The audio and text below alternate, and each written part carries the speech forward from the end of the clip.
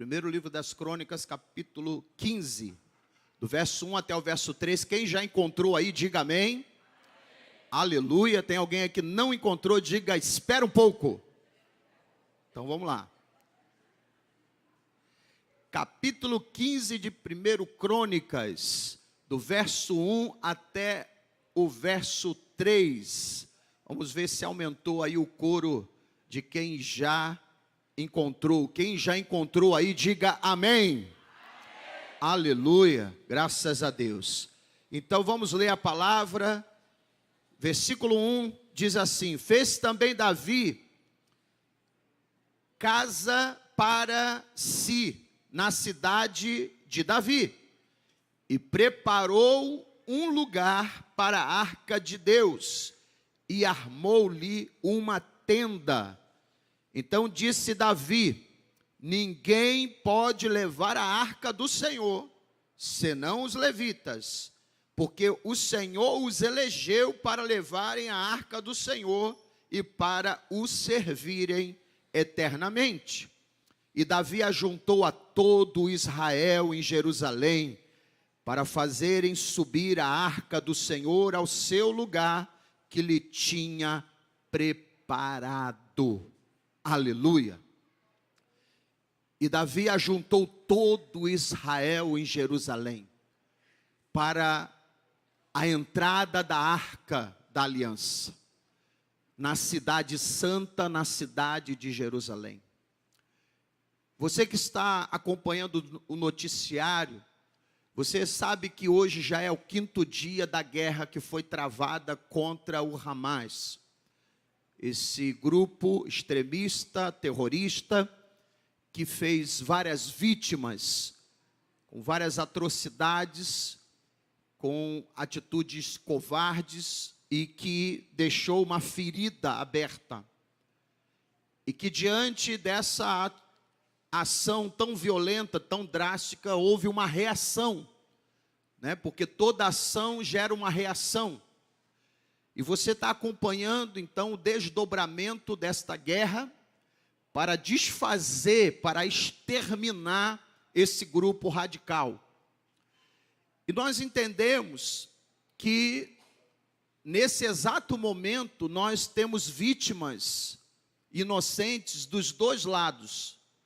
Do lado judaico, tratando aí da religião, né? O lado judaico e o lado dos muçulmanos. Nós temos agora duas vítimas, tanto do lado dos israelitas, como também do lado dos palestinos, porque tem gente inocente e gente boa dos dois lados. Um grupo extremista, radical e terrorista não representa toda uma população.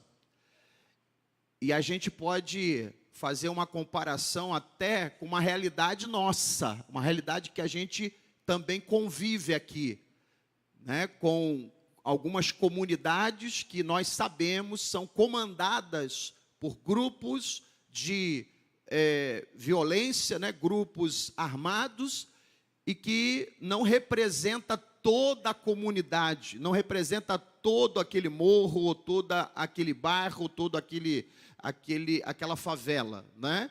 Um grupo comanda, mas não representa toda a população que está lá. Tem muita gente inocente nas comunidades, mesmo havendo domínio, né, do tráfico de drogas ou domínio de certas facções, mas tem muita gente inocente, muita gente boa dentro dessas comunidades. E aí a gente pode fazer essa comparação para entendermos o que está acontecendo lá no Oriente Médio. De que essa guerra, ela está fazendo vítima dos dois lados. E a gente tem agora, acrescentado agora na nossa oração, nas nossas orações, a gente não deve orar só por Israel, a gente deve orar também pelos palestinos inocentes que estão sendo vítimas dessa guerra. Então, nas nossas orações, nas nossas intercessões, não vamos orar só por um lado, vamos orar também pelo lado dos palestinos que estão sofrendo ali por causa da guerra que foi levantada.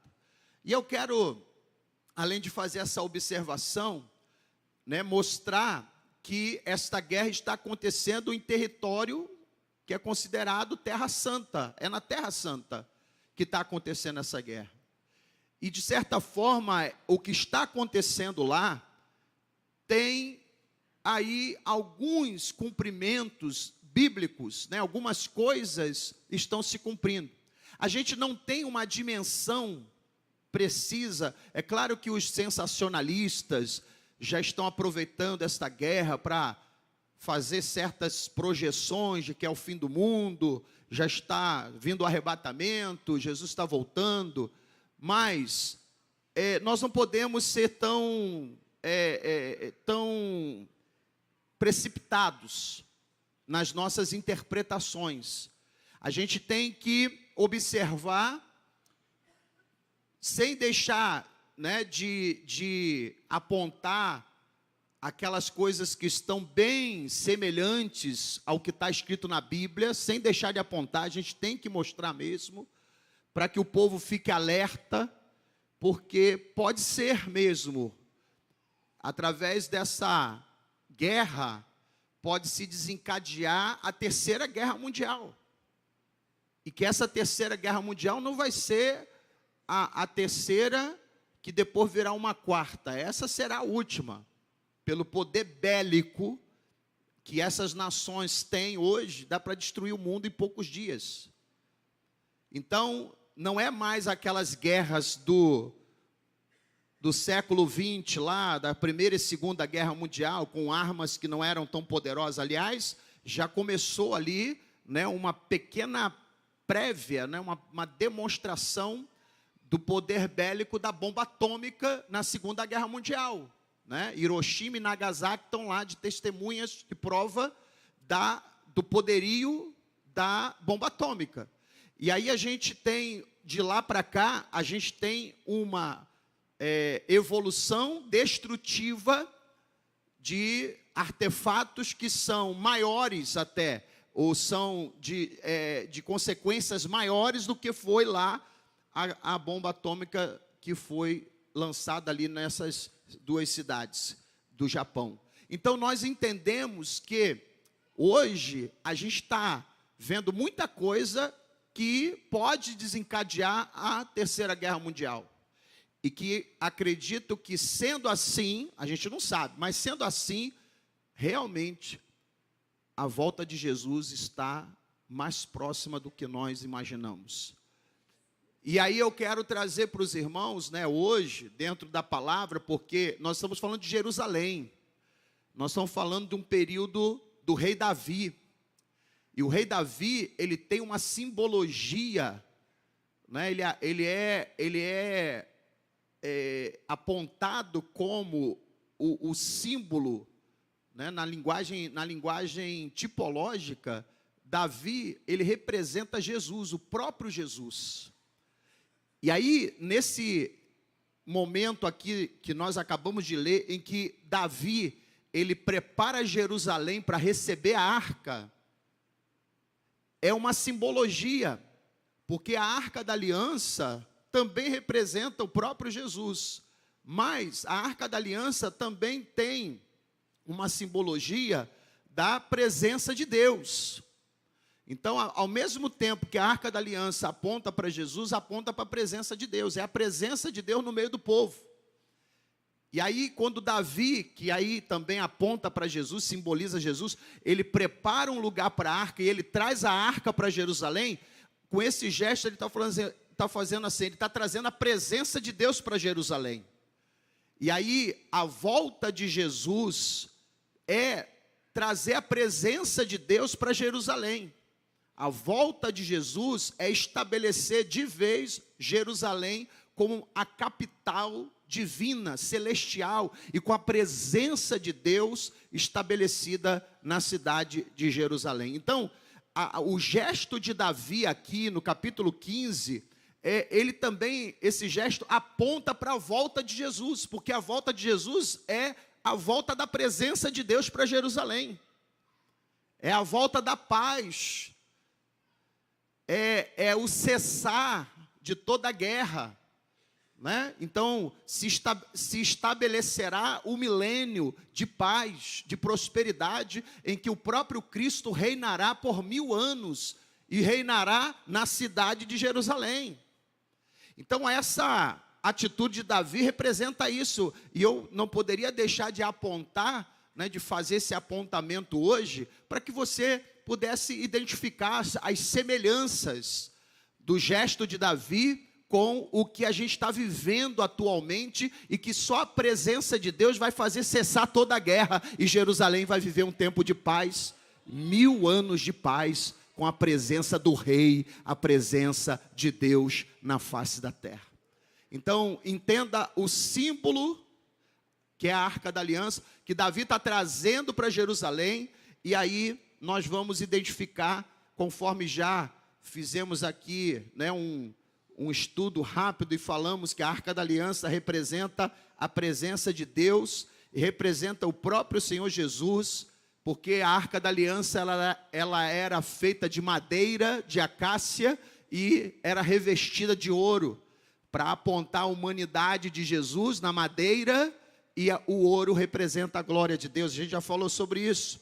E aí eu queria que você, então, observasse outros pontos. A Arca da Aliança também representa a própria igreja, porque aonde a igreja chega, a bênção de Deus também chega. Aonde pisares com a planta dos vossos pés, o lugar é abençoado. Deus fala assim: eu te darei aquela terra, se você pisar com a planta do vosso pé, eu darei essa terra. Ou seja, o mal que estava lá tem que sair, porque a igreja chegou. Então a gente tem essa autoridade. Você sabia que quando a Bíblia fala, aonde pisares com os seus pés, isso é profético, irmãos. Aonde você pisar ali, você está expulsando todo o mal. Então, quando a igreja entra numa casa, porque a gente está trabalhando com as células, e as células estão visitando várias casas, quando nós entramos numa casa, o mal tem que sair, irmãos.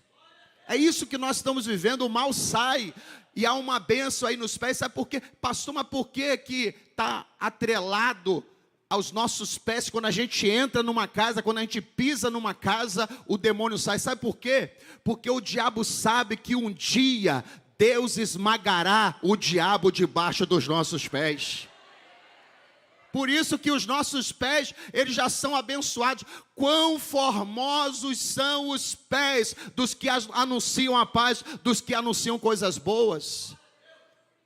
Porque nós já temos uma promessa de Deus com relação aos nossos pés, de que o diabo um dia será esmagado, conforme está lá Romanos 16, versículo 27. Em breve o Deus de paz esmagará a Satanás debaixo dos vossos pés. Aleluia! Então por isso que ele já sabe que o final dele será esmagado por Deus debaixo dos nossos pés. E é por isso que quando você pisa no lugar, quando você põe o pé no lugar, aquele lugar ali já é consagrado para Deus, e aí todo mal tem que sair. Todo mal já tem que arrumar a mala, arrumar a bagagem, pegar tudo e sair fora, porque acabou para ele ali, porque chegou alguém que tem uma promessa direcionada para os pés. Aonde pisares, esse lugar eu te dou como herança. Aleluia! E aí a igreja precisa sair mesmo das 4 paredes. Não pisar somente aqui no território que já é consagrado. A gente pisa toda vez aqui na igreja, é consagrado. Esse lugar um dia também serviu ao maligno. Esse lugar aqui já foi um depósito de demônios. Esse lugar aqui era conhecido como nojentos. Mas agora que o povo de Deus pisou aqui, o demônio saiu, o nojento saiu, e a graça de Deus chegou nesse lugar, porque onde abundou o pecado, superabundou a graça de Deus. Aleluia! E é isso, irmãos, aonde a igreja chega, seja num prédio, seja num terraço, né, num galpão, num templo, aonde a igreja chega, aquele lugar é consagrado. Pode ser uma casa também, uma varanda, um estacionamento, um terraço de uma casa, aonde você pisa, a presença de Deus chega naquele lugar. Então eu entendo que a Arca da Aliança, ela representa Jesus, trazendo a presença de Deus, mas ela representa também a igreja. Porque tem sempre uma casa que quando nós entramos, aquela casa é abençoada. Oh, glória! Nós temos que entender isso, a bênção que se manifestou lá na casa de Obed-Edom, que todo mundo falou, olha, a casa de Obed-Edom está sendo abençoada. Ou porque a presença de Deus chegou lá na casa dele. E quando a igreja chega, nós carregamos a presença de Deus. Oh, glória! E você sabe que por causa disso, Davi se animou para buscar a arca. Foi por causa da bênção que ele se animou. E eu quero confirmar isso aí, irmãos. A bênção de Deus tem nos animado. Sabe por que a gente está animado? Porque a bênção de Deus derramada em cada lar, em cada família que está se achegando, cada um que tem se convertido, cada um que tem firmado no coração um propósito, não, eu vou me enraizar na igreja, eu quero a ficha de membro, que eu quero preencher a ficha, porque eu quero me tornar um crente raiz, um crente enraizado. Só quem tem raiz aguenta, só quem tem raiz vai suportar as tribulações, as lutas, vai permanecer firme até a volta de Jesus. Mas tem que ter raiz, porque quem tem raiz aguenta vento, aguenta tempestade, aguenta chuva forte, vai aguentar as dificuldades da vida para permanecer firme até a volta de Jesus. Então por isso que crente tem que ter raiz. Aí os líderes de célula já têm ficha de membro, ficha de cadastro, aliás, para fazer logo o cadastro e falar assim, não, você agora é da Filadélfia, você agora é família Filadélfia, e a gente vai ter um prazer aqui, como fizemos domingo, uma festa para receber, para abraçar e dizer, você é nosso agora. Você não é mais do diabo, você não é mais desviado, você não é mais afastado, você agora é da família Filadélfia e automaticamente da família de Deus. Glória a Deus. Davi reconheceu os erros cometidos do passado. Davi reconheceu que ele errou a primeira vez. E aí fica uma lição para cada um de nós aqui, irmãos. Nunca deixe o orgulho, irmãos, nunca deixe o orgulho te impedir de fazer a coisa certa e ser abençoado. Irmão, se Davi fosse um homem orgulhoso, por isso que Davi foi chamado servo segundo o coração de Deus, sabe por quê? Davi podia ter lá as suas falhas, porque ele era humano, ele era homem semelhante às paixões, as mesmas paixões que nós, ele era um homem sujeito, aliás, as mesmas paixões que nós. Davi, ele suportou várias situações, mas uma coisa que a gente não pode falar de Davi, é que ele era orgulhoso. Porque quando o profeta Natã chegou lá e apontou o pecado, quando o profeta Natã foi lá e denunciou o pecado de Davi, ele tinha autoridade, irmãos. Davi, ele tinha autoridade para mandar Natã para o calabouço. Ele podia mandar Natã para a forca ou para ser degolado. Ele podia simplesmente ignorar o profeta Natã e botar na cadeia. Mas o que ele fez? Ele se humilhou. Ele disse assim, pequei, Senhor, contra ti somente pequei, e fiz o que aos teus olhos parece ser mal. Quando o profeta pregou para ele, ele não se ensoberbeceu, ele não se levantou, ele não ficou com raiva, mas ele se humilhou e se ajoelhou e pediu perdão. E viveu um momento ali de tristeza por causa do pecado. E o profeta Natã foi aquele que foi o mensageiro que levou a mensagem para ele, para repreendê-lo do seu pecado. Mas eu vejo então um Davi humilde, um Davi que não deixa a soberba, não deixa a prepotência subir a cabeça, como rei. E aí eu consigo identificá-lo como o rei segundo o coração de Deus por causa disso. Porque Jesus, o rei dos reis e Senhor dos senhores. A Bíblia vai dizer que Jesus é o exemplo maior de humildade, porque sendo Deus, não teve por usurpação ser igual a Deus, mas aniquilou-se a si mesmo, fazendo-se como homem, e como homem achado na forma de homem, fazendo-se como servo. Ele humilhou-se, sendo obediente até a morte, e morte de cruz. Então Jesus, ele é o exemplo máximo de humildade, porque sendo Deus, ele não agiu com soberba. Quando Pilatos falou com ele assim: você sabe que eu tinha poder para te soltar, você sabe que eu tenho poder para te crucificar, para te mandar para a cruz, você sabe. Jesus falou assim: nenhum poder te seria dado se do Pai não viesse. E aí Jesus se coloca ali na condição de obediente até a morte. Ele foi obediente no julgamento de Herodes, e ele foi obediente no julgamento de Pilatos. Em certa feita ele fala assim: eu poderia rogar ao Pai, e o Pai mandaria 12 legiões de anjos para me livrar da mão de Pilatos, para me livrar da mão de Herodes, para me livrar de todos os judeus, e eu não morreria na cruz. Eu poderia pedir agora ao Pai 12 legiões de anjos, e viriam 12 legiões de anjos agora, e me tiraria dessa situação. Mas ele não fez isso. Por quê? Porque Jesus foi o exemplo de humildade. Ele humilhou-se até a morte. Ele se tornou obediente até a morte, e morte de cruz. Pelo que Deus o exaltou soberanamente, lhe deu o nome que está acima de todo nome. Por isso que ao nome de Jesus se dobra todo o joelho dos que estão nos céus, na terra e debaixo da terra, e toda língua confessa que Jesus Cristo é o Senhor, para a glória de Deus Pai. Porque Jesus foi o exemplo máximo de humildade. Então Davi, ele teve que voltar atrás. Irmãos, quer um exemplo maior de humildade? Não deixa os erros do passado permanecerem, mas seja humilde para corrigir. Por que Davi viveu um momento histórico? Por que Davi viveu esse momento que até é um momento, como eu já falei aqui, é um momento profético? Porque isso aponta para a volta de Jesus. A entrada da Arca da Aliança em Jerusalém aponta para a volta de Jesus, porque um dia Jesus vai entrar em Jerusalém.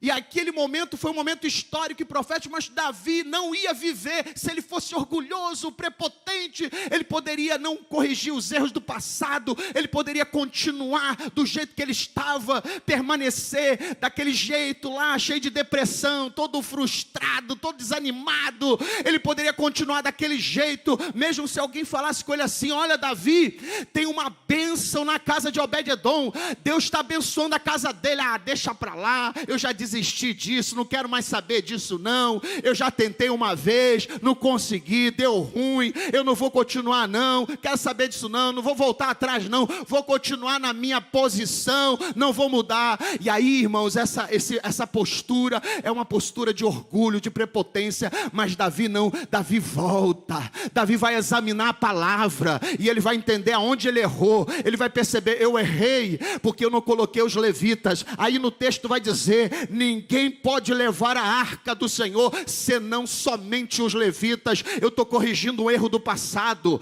eu agora estou corrigindo um erro que eu cometi. A humildade faz o servo voltar atrás e dizer: errei, pequei, e agora eu quero fazer a coisa certa. E não só fazer a coisa certa, mas fazer a coisa certa do jeito certo.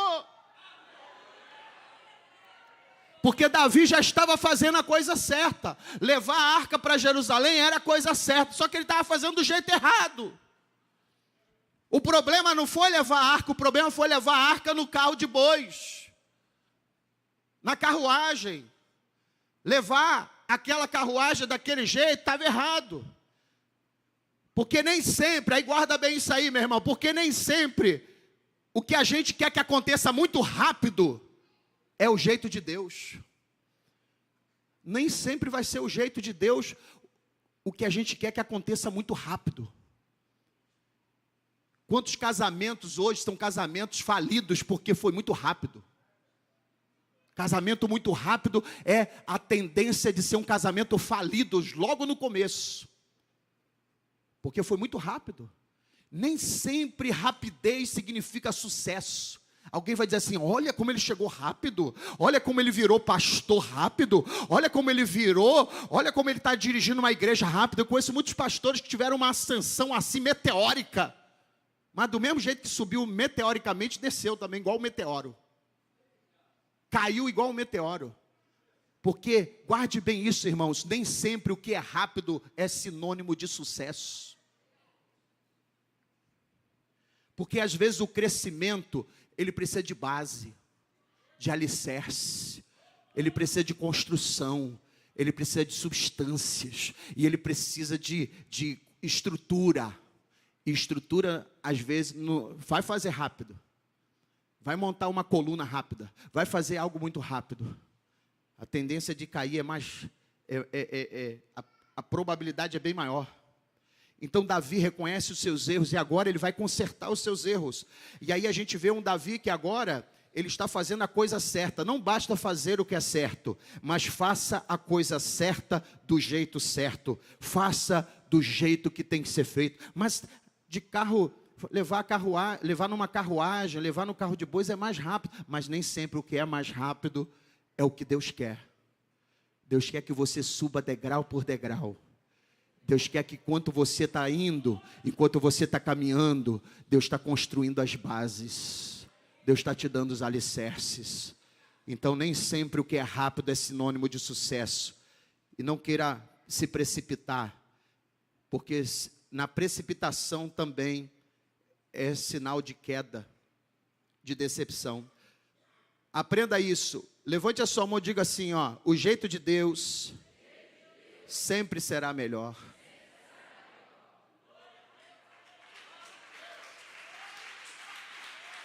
Glória a Deus. Davi pensou que do jeito dele era melhor, mas agora ele aprendeu: eu vou me dobrar ao jeito de Deus. Se Deus falou que é para levar no ombro do levita, então eu vou levar no ombro do levita.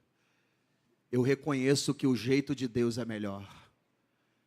Mas Davi vai demorar muito. Ah, é? Vai demorar muito, o problema é a demora? Então vai demorar mais ainda, que quando os levitas derem 6 passos, eu vou parar e vou fazer um sacrifício. Vai demorar mais ainda agora. Porque a cada 6 passos na direção de Jerusalém, vou parar o cortejo e vou fazer um sacrifício. Então, Davi, ele tanto aprende a lição que ele também quer falar com Deus assim, ó: eu estava muito apressado. Eu estava querendo a coisa muito rápida. Agora eu vou mostrar para Deus que eu me dobro, eu me rendo do jeito dele. E se ele quer que seja devagar, então vai ser devagar.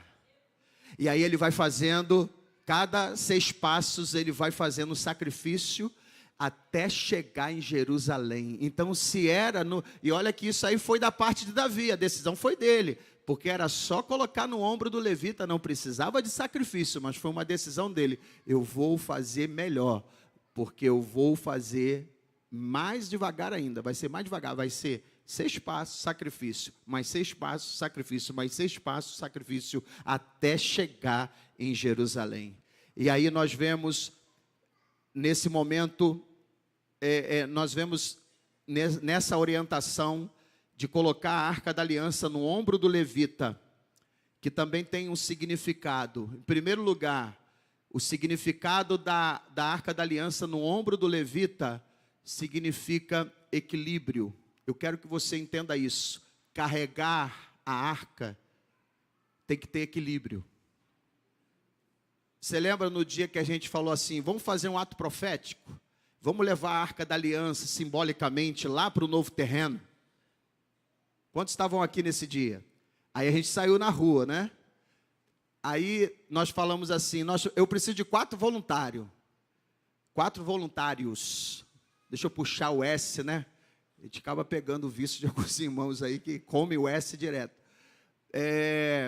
4 voluntários. Aí o Javan, né, levantou a mão, outros irmãos levantaram a mão. Aí eu ouvi assim: meu Deus, não pensei nisso. Depois o Mateus veio e falou no meu ouvido. vai ficar desequilibrado, porque um é altão, o outro é baixinho. A arca vai tombar para o lado aí, vai cair na rua. Se meter a mão, vai levar um choque. E aí vai morrer um no meio do caminho, igual o Zá, que foi segurar a arca no meio do caminho, que estava tombando, pronto. Então, quando eu olhei, eu não percebi assim a princípio. Aí o Mateus, não, já tem 4, e os 4 que foram selecionados tinham a mesma estatura.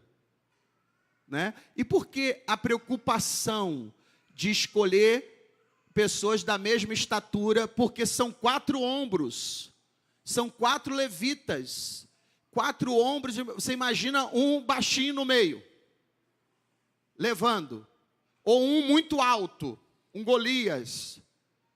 Então tem que ser na mesma estatura. Pastor, o que isso significa? Significa equilíbrio. A presença de Deus nos traz equilíbrio. Pessoas desequilibradas, sabe o que está faltando? Está vazio de Deus, está vazia de Deus. São pessoas desequilibradas, são pessoas que estão vazias de Deus. Irmãos, aquelas pessoas que fizeram aquelas atrocidades nas cidades lá, ao derredor de Gaza, aquelas atrocidades lá no festival de música, essas pessoas são pessoas desequilibradas mentalmente, são pessoas loucas, e a gente pode falar, são pessoas vazias de Deus, porque quem está cheio de Deus, não vive uma vida desequilibrada. Quem está cheio de Deus, está cheio de equilíbrio. Tem uma vida moderada, tem uma vida equilibrada, não é uma pessoa desequilibrada mentalmente, emocionalmente, financeiramente. Então, quantas pessoas estão precisando da presença de Deus? Pessoas cheias de violência, cheias de ira, cheias de ódio, cheias de sentimento de vingança. Essas pessoas são pessoas desequilibradas. Qualquer momento o pavio pega fogo, a bomba estoura. São pessoas com tendência a se estourar do nada. São explosivas. Pessoas explosivas, cria guerra, faz tempestade em copo d'água. O que é isso, irmão? Pessoas vazias de Deus. Vamos nos encher de Deus, vamos buscar no monte, vamos consagrar, vamos orar. Você precisa ser cheia ou cheio do Espírito Santo de Deus. Porque a presença de Deus, a mensagem que eu aprendo aqui, quando os levitas levavam no ombro, tem que ser do mesmo tamanho, da mesma estatura. Pode ter uma diferença, mas muito pequena. Pode ser uma diferença pequenininha, mas não tão grande, porque tem que ter equilíbrio. Presença de Deus traz equilíbrio. Receba equilíbrio na sua vida. Eu não sei se tem alguma área da sua vida que está desequilibrada. Eu não sei se o teu casamento está desequilibrado, se os teus sentimentos estão desequilibrados, se as tuas emoções estão desequilibradas, se a tua mente está desequilibrada, as tuas atitudes estão desequilibradas. Eu quero declarar nesta noite, como pregador da palavra, como profeta de Deus, que o equilíbrio vem pela presença de Deus, e o que você mais precisa é a presença de Deus na sua vida, para que o equilíbrio faça parte de todas as áreas da sua vida. Aleluia. Alguma área da sua vida está vazia de Deus. E é essa área que está vazia de Deus que está desequilibrada. Pode ver, confere, confirma aí. Tem alguma área da sua vida que está desequilibrada? Falta a presença de Deus. Mas o que eu entendo naquele momento de colocar a arca no ombro? Eu entendo também que a arca no ombro significa unidade. Porque todos os 4 que estão levando a arca têm que andar para o mesmo lugar. Não pode andar um virado para o lado, outro virado para o outro, um puxando a arca para lá e outro puxando a arca para cá. Você reparou que os 4 estavam indo na mesma direção? Você reparou? Irmãos, aqui tem um ensinamento tremendo. Quem está na presença de Deus, quem carrega a presença de Deus, quem carrega a arca, para dizer para você que se algum momento algo deu errado na sua vida, ou talvez você que está aqui, está passando por um momento que você está vendo que não está fluindo do jeito que você queria, eu venho aqui como boca de Deus para te dizer, não desista, porque Deus vai te dar uma segunda chance. Não enterre, não sepulte, não põe uma pedra nos seus planos, mas fique sensível à voz do Espírito Santo. Porque Deus ainda vai te falar assim, ó. Sabe aquele projeto que deu errado, que você engavetou, que você enterrou? Sabe aquele projeto? Eu vou te dar uma segunda chance. Pode ir lá na gaveta e pegar esse projeto que eu vou te dar uma segunda chance. Deus vai falar, mas seja sensível à voz do Espírito Santo. Porque um dia Davi foi sensível à voz do Espírito Santo. Alguém falou com Davi, Davi, sabe aquele projeto que você desistiu? Colocou a arca lá na casa de Obed-edom. A casa dele está sendo abençoada. Davi, você não percebeu nada, Davi? Deus está tentando te levantar para te dar uma segunda chance. Davi entendeu a mensagem. Davi estava sensível à voz do Espírito Santo. Opa, como é que é? Repita. A bênção de Deus está na casa de Obed-edom. Ah, é? Então eu vou retomar o plano. Oh, aleluia. Aleluia. Nesta noite, é noite de retomar projetos que foram engavetados. Projetos que foram enterrados. E tudo aquilo que estava travado, Deus vai destravar. O que Deus fez com Davi, e eu creio que Deus está me usando para fazer com você hoje aqui, ó. O que Deus fez com Davi? Davi foi incentivado pela palavra. Uma palavra chegou no ouvido dele, deu um levante, um ânimo. Eu quero ser usado por Deus da mesma maneira que hoje. Que a minha palavra, no fluir da minha palavra, algumas pessoas hoje vão se levantar num gás, numa disposição que estava faltando antes, mas hoje essa palavra veio e te deu assim uma substância, te deu assim um ânimo, e você vai se levantar no poder dessa palavra. Irmãos, que ânimo veio sobre Davi, a ponto dele reunir todo Israel e falou, todo Israel, ouça a minha palavra, eu vou retomar o plano, a arca vai voltar para Jerusalém, aleluia, e todo mundo começou a festejar com ele, porque estava todo mundo esperando a reação de Davi para retomar o plano. Quantas pessoas foram abençoadas porque Davi não desistiu? Eu quero dizer isso para você, porque quando você desiste, não é só você que perde, não, tem muita gente que perde quando você desiste, mas eu quero ser boca de Deus para você. Não desista, porque você vai ser abençoado, e tem muita gente que vai ser abençoada também, inclusive a sua família. Quantas pessoas que são desistentes e perde a bênção, e a família também se enterra, todo mundo no caos, todo mundo se enterra na desistência de alguém, de um chefe de família, de uma mãe que desiste do caminho, desiste do evangelho, desiste de vir para a igreja, desiste de vir para a escola dominical, desiste de caminhar, depois vai chorar porque o filho está nas drogas, está no tráfico, está na violência, porque simplesmente teve desistência. Mas nessa noite Deus está falando contigo, não desista de vir para a igreja, não desista de criar os teus filhos na casa do Senhor, não desista, porque depois você vai chorar se você desistir, mas se você não desistir, daqui a pouco você vai se alegrar de ver a tua família encaminhada na presença de Deus. Você vai se alegrar porque vai ver a tua família na presença. Deus vai usar alguém para te animar. Deus vai usar alguém para te animar. É um amigo, é um líder de célula, é o pastor da igreja, mas Deus vai sempre usar alguém para te animar, para você não desistir. Como usou alguém para animar Davi, Deus vai te dar um incentivo. Aleluia. E eu encerro aqui a minha palavra, que quando Davi foi lá para pegar a arca e trazer para Jerusalém, o que aconteceu? O que estava parado na vida de Davi andou novamente. E eu quero dizer para você também, o que está parado na tua vida vai voltar a andar.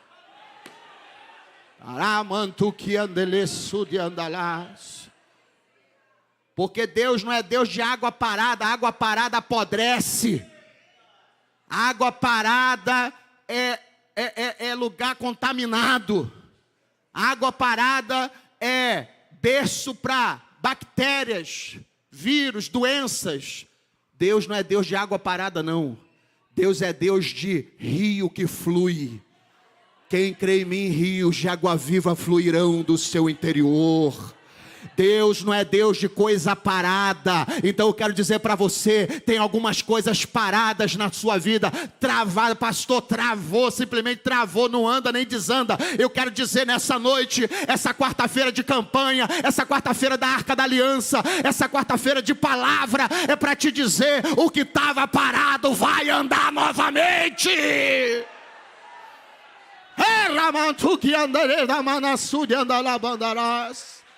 Aleluia!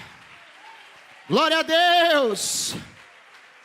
E aí aquilo que um dia, irmãos, foi um tempo de choro, porque durante um tempo Davi chorou porque não deu certo, chorou porque deu tudo errado, chorou porque o plano falhou, chorou, ele lamentou, se frustrou, entrou em depressão. Mas chegou a notícia para Davi, a casa de Obed-edom está sendo abençoada, e Davi se anima e fala assim, eu vou lá então pegar a arca de volta, eu vou trazer. E quando ele traz, irmãos, diz a Bíblia, ele traz a arca da aliança para Jerusalém, ele consegue entrar em Jerusalém, ele deposita a arca da aliança no lugar preparado, e ele vai se alegrar com todo o povo. Está lá no capítulo 16, você pode ler, e aí eu encerro nessa leitura. Vamos ler aí capítulo 16, trazendo pois a arca de Deus, a puseram no meio da tenda que Davi lhe tinha armado, e ofereceram holocaustos e sacrifícios pacíficos perante Deus. E acabando Davi de oferecer os holocaustos e sacrifícios pacíficos, abençoou o povo em o nome do Senhor, e repartiu a todos em Israel, tanto a homens como a mulheres, a cada um pão e um pedaço de carne e um frasco de vinho. Porque o luto virou festa. Porque aquilo que foi tristeza virou festa, virou alegria. Aleluia! Deus transformou a tristeza em alegria, porque o choro aconteceu no meio do caminho, e Deus transformou o choro em alegria, quando a arca chegou em Jerusalém. Eu quero dizer isso para você, fique de pé agora.